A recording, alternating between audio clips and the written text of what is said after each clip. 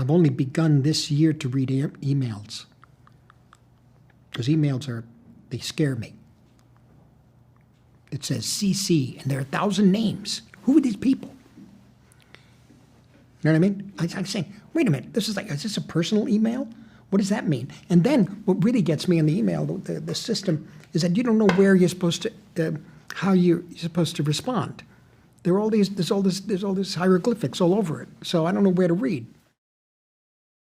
I'll start by just asking, I heard you earlier this year quote Kurosawa talking about how only now is your sense of film, are you seeing the possibilities of cinema more fully?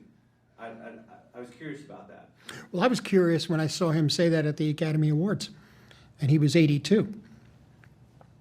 And that was back, 1991 or so. I said, what does he mean? He's already explored so much. And, lived long enough now to be his age and worked long enough. And I think I understand now, because there is no limit. The limit is in yourself. And so these are just tools. You know, the lights and the camera and that sort of thing. How much further can you push or explore of who you are, and maybe if you have something to say that other people might be interested in over periods of time, not just for the newsworthy aspects of, which is not bad, but can be of interest for only a year or so. You know what I'm saying? So, I think what I was thinking of it literally when he said what the possibilities of cinema could be. And I think, he uses long lenses, he uses widescreen and black and white, he uses widescreen color, but I think he was going deeper. And I think now, with the reality of cinema being so many different things, and now, in a sense, the genie out of the bottle, in a way, where the visual image could be done by anything, by anybody, at any time, anywhere. There's a big difference. So what he meant then, I think, was dealing with what he knew cinema at that time would be, and that is the camera, the screen, the story, the narrative, the actors, etc. And yet he understood it was going to go somewhere else. But I do think that had to do with where he was going to go with cinema, to tell a story with pictures, I say. But now it's even more intense. Now the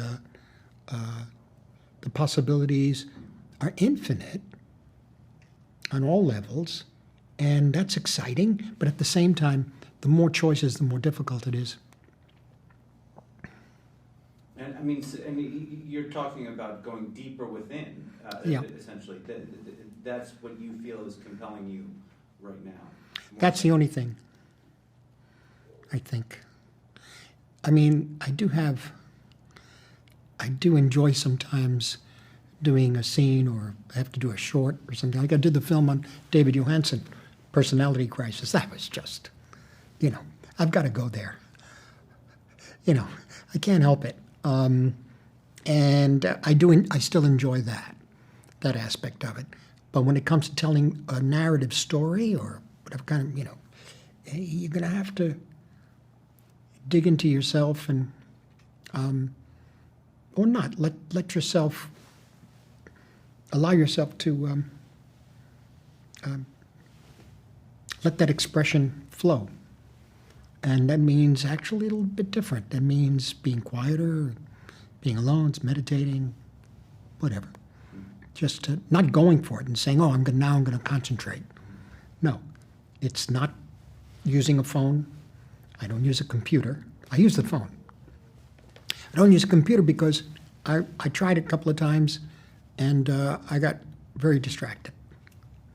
And I'm distracted as it is. I mean, I have films, I got books, I've got music, I got people. The phone is interesting because you could connect with people right away. The texting and, I've only begun this year to read emails. Because emails they scare me. it says CC, and there are 1,000 names. Who are these people? You know what I mean? I'm saying, wait a minute, is this a personal email? What does that mean? And then what really gets me in the email, the system, is that you don't know where you're supposed to, how you're supposed to respond. There's all this hieroglyphics all over it, so I don't know where to read. In any event, texting to me is possibly a little easier. At least it's more specific, voicemail, which is interesting to do at times.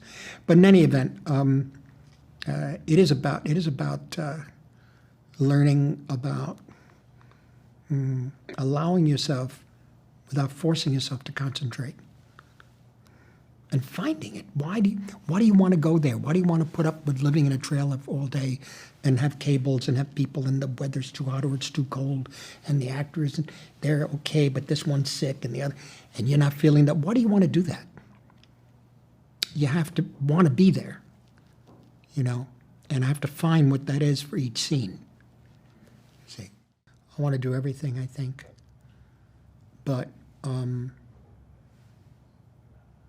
COVID threw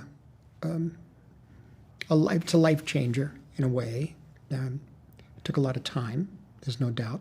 But in that time, it was almost a relief because I was able to concentrate on what the real value is, about living and what's essential. And so out of that grew this film, really. That complete and utter stoppage enabled this picture to be, because we just said, well, what are we doing here? We're spinning around, What's most important in life? I figured in my own way, I came to terms with that, and so I just moved from there. Would I like to do everything? Meaning, would I like to do more? Yeah. Would I like to go to everybody's parties or dinner parties and things? Yes, but you know what? I'm not going to, I think I know enough people, so it's like, Or somebody was saying, you don't fly around that much. I said, well, I don't like to fly. And I feel that if I am needed to go somewhere, if they can make it comfortable for me, fine. If they can make it comfortable, because I don't need to go there. You need to go there if somebody's sick in your family, or God forbid, or yes, it's a death, and you got to deal with. That's something else. That's it. Would I like to go to see the ancient Greek ruins? Yes. To go back to Sicily? Yes. To go to Naples again? Yes. North Africa? Yes. But if I don't have to, what it is really I'm trying to keep alive the sense of that cinema is an art form. And many people believe it's the 20th century art form. It is not. The 21st century is going to become something else. But that it should be taken that seriously, and that generation, the generation that is present at the moment, may not see it that way because as the children, and younger people, they're exposed to films that are not necessarily, they're wonderful entertainment, beautifully made, but are purely diversionary. I think cinema can enrich your life as works of art. And you say, oh, it's because you come from the new wave period. What are you talking about? I come from the 1940s. I'm talking about Hollywood cinema even. Yes, granted, I saw the neorealist films in the 40s too when I was 5 or 6 years old because we were Italian Americans and they had them on TV. And I saw Open City, I saw Paisan, I saw Bicycle Thief, I saw Shoeshine. And that struck me another way. It made me realize that also is cinema. It's all the same. One is codified. This was not codified. It's something else, the Italian one. And it represented another culture, which apparently I was part of. But I was stuck in this other place in New York. I wasn't there. I didn't get it. I couldn't put it together. But in any event, I do think it's what I'm trying to as I'm leaving, I'm trying to say, look, remember, this can really be something beautiful in your life. Look at beauty.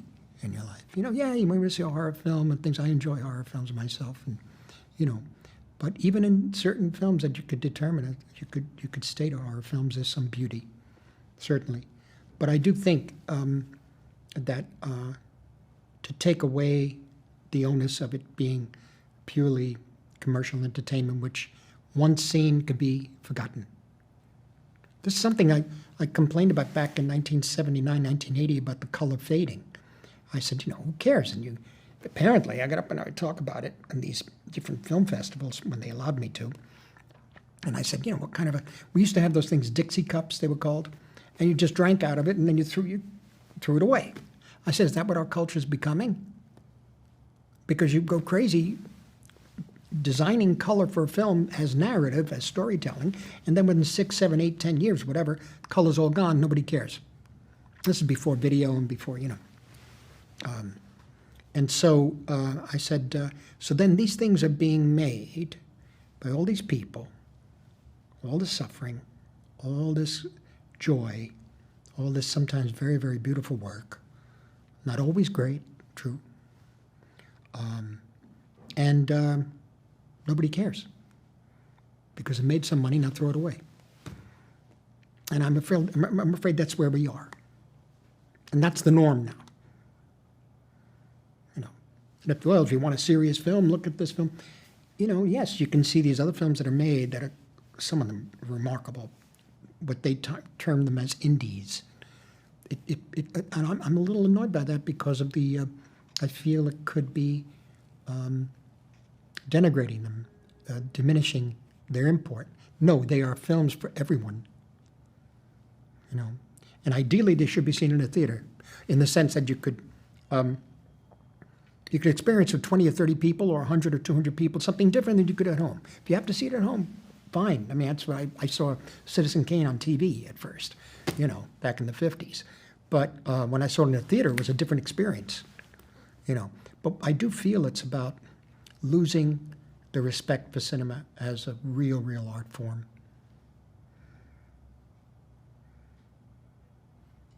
Yeah. The book was terrific. David Grant, like Lost City of Z, The Wager, this guy. But as I pursued it as a filmmaker, I found I was making a film that I had seen before. And that I had seen. And that doesn't mean it would have been bad as a story, but at all. But I just didn't know if I could actually physically make that. Because certainly at this, maybe 25 years ago, yes. I had the time to experiment with Cape Fear, let's say. Or with even Shutter Island, by the way, which I experimented by dealing with this different levels of reality, or not even reality, truth, quote unquote. Which once I got in, we were in over our heads, because not one line of dialogue meant one thing, and that was interesting, And so now I felt I didn't have the time to experiment that way anymore. And if I were to do that, I'd say, well, there were so many elements in it, doing flashbacks of the old Texas Rangers and so many things, and doing the Westerns, and I realized, right, you don't do that. Your Westerns are, the Westerns you saw in the late 40s and early 50s, that's it. Peckinpah finished that. That's it. Wild Bunch, it's the end. Now they're different. There's no doubt about that, but it represented a certain time in who we were as a nation and a certain time in the world, and the end of the studio system. It was a genre, different levels, different ways, color, black and white, but in any event, that folklore is gone, and so I found I was retreading territory that somebody else had done, somebody else like, John Ford, Howard Hawks, William Wyler, Bedecker, Andre the Todd, and Anthony Mann. I'm saying, wait a minute, what am I doing here? And so Leo came up with the thought of saying, what if we, where's the heart of the picture? And I realized, because of working with the Osage, the stories I'd hear, that you remember that they actually were in love, Ernest and Molly. And I thought, well, that makes it more interesting to me. And so he suggested them playing Ernest instead. And that was a big deal because that was a big step because we would then had to take what we did, try to, you couldn't cut and paste. It had to be a kind of organic change. And that began a long process, then COVID hit. And we continued the process during COVID. I was by myself, I was on the phone. And then by the time we got out of COVID and were ready to go, we still hadn't finished it. Kind of finished it as we were shooting. Yes, I wanted to make a spectacle in a way, but an internal spectacle. And I realized, yes, but that land is out there. Look at that land. Out in Oklahoma is beautiful, you know? That's, how do we get this? And so I couldn't stop myself from expanding it in terms of the visual impact of the image, that you should see it on a big screen because of that. Yet it is an internal spectacle, I think. You know, I wanted to do both, you know, expanding. Yeah, I mean, at some point it might be nice if I can make it to do a few projects that are more contained, you know, at a certain point. Because I must say the physicality between Silence and this one, physicality was remarkable, you know. You have to really know and also want it, you know. There are times though when, you know, weather and natural occurrences really make it almost impossible that, you know, you're stuck. But everybody's stuck with you. You know, as one person said one time, said, we're all feeling it. I said, I know. You know, but in any event, no, it would be nice to expand and make bigger and big, but there might be a way to do both. Yeah. I mean, I think when I hear you talk about, you know, if I have time for this or that, when you hear somebody like Quentin Tarantino talk about not wanting to continue filmmaking, I don't know. Yeah. Does it, you must just be built differently, I guess. I am, but he's a writer. He writes his own. You know, it's a different thing. I come up with stories. I get attracted to stories through other people, all different means, different ways. And so I think it's a different process. You know, I respect writers, and I mean, I wish I could. I wish I could just be in a room and create these novels. Not films, novels, you know. Long stories. I just read the great Italian novel I Promessi Sposi, The Betrothed by Manzoni, a new translation. It's wonderful. I mean, just imagine, you know, to have the level of creativity and also knowledge to put something like that together, and knowledge of human experience, psychology, emotions, that sort of thing, and history. But I do think I'm curious about everything still. That's one of the things. If I'm curious about something, I think I'll find a way. If I hold out and hold up, I'll find a way to try to make something of it on film. But I have to be curious about the subject, and my curiosity is still there. I couldn't speak for Quentin Tarantino or others who are able to create this work in their own world. You know, my thing is I'm attracted to certain subjects, and then I try to find the characters, and then the spectacle, as I say, around that. Yeah. We watched a seance on a wet afternoon Sunday night because it was on, you know. The Hitchcock films, of course. Powell Pressburgers. We're finishing the documentary. David Hinton's directing, and Thelma is working on it now. And every time clips come up, I can watch every one of the films. you know. I'm trying now to go find these other, like the lesser works of John Bram and Gregory Ratoff, and a man named Stuart Walker is interesting. So I'm trying to find these Gregory LaCava. I liked his work. And so I'm looking at some of the minor stuff of theirs every now and then to get a little bit of a jolt. I've tried a lot of modern films, but I find that unless I'm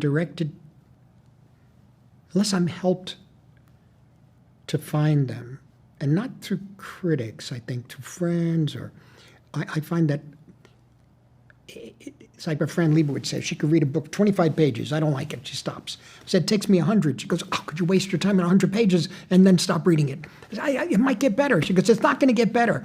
So that happens in film. If I'm looking at something, you're going to give it 20 minutes, 25, an hour? I don't know, I have the time to do that anymore, So I'd like to have a little bit of sense of how to make a choice. Or you make a trashy choice. You just say, I'm going to watch this silly thing, and have doze off, and you'll always find something interesting in it, So for me, it's there are pictures that, Chimes of Midnight comes on. How could you not stop watching it? Or The Trial. Or anything by some of the early Truffaut films and Godard. It just, the Italian films. Golden Naples was on a few weeks ago. Watch the whole thing again. And what's great too is that the quality of the image is better. You're really seeing good images, high definition. And so for me, those, I don't want to call them old favorites, but the standards are still there. A couple of new ones come in and out. But you still get hooked. You know what I mean? Or like any of the I watched of all things Isle of the Dead again. Huh. Really? I mean, how many more times are going to see that? And I realize it's Karloff, and it's the woman who plays the woman who says it's a Vervolka. It's their looks in their faces and the way he moves, and the way he delivers his dialogue. There's something about him in that when I first saw it as a child, I was a young teenager, terrified by the film and the silences of it, and the sense of contamination, and the sense of Cerberus, the three-headed dog, the underworld, Greece, Hermes, all of this. I said, it's fascinating. I still get stuck on it. Cat people's that way too.